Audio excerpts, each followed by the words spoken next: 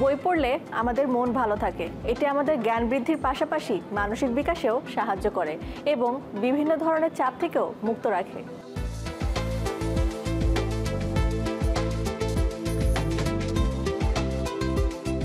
একটা সময় ছিল আমরা বইয়ের মধ্যে গল্পের বই নিয়ে পড়ার অভ্যাস করেছিলাম।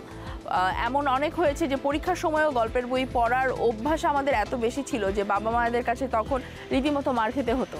কিন্তু এখনকার সময়টা আমাদের এমন হয়েছে যে আমাদের ঘর খুঁজলেও আসলে সে অর্থে নতুন গল্পের বই খুঁজে পাওয়া যায় না।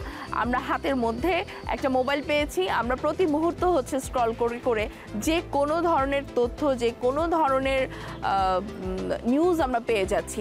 এবং সেক্ষেত্রে সবচেয়ে বড় একটি বিষয় হচ্ছে যে আমরা যেহেতু গল্পের বই পড়ছি না, আমাদের বড় লেখা পড়ার প্রতি আগ্রহ হারাচ্ছি। আমরা ছোট ছোট আর্টিকেল পড়ছি, ছোট ছোট লেখা পড়ছি, যেখানে খুব অল্প কিছু শব্দের মধ্যেই একটা উপসংহার পেয়ে যাচ্ছি, এমন কিছু লেখার দিকে আমরা ঝুঁকছি।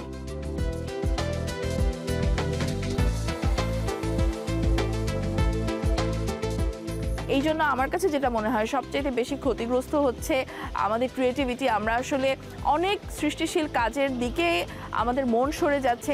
আমরা চাইলেও অনেক বড় কিছু, অনেক গুরুত্বপূর্ণ বিষয়গুলোতে ভাবতে পারছি না। আমাদের কনস্ট্রাকটিভ চিন্তাভাবনাগুলো বারবার চ্যালেঞ্জের সম্মুখীন হচ্ছে, কারণ মুহূর্তের মধ্যেই আমরা যেহেতু বিপুল তথ্যের মধ্যে ঢুকে যাচ্ছি, তাই আলাদা করে তথ্যগুলোকে সংগ্রহ করার বা কনস্ট্রাকটিভ কোনো একটা কিছু তৈরি করার জায়গা থেকে আমরা দিন দিন পিছিয়ে যাচ্ছি।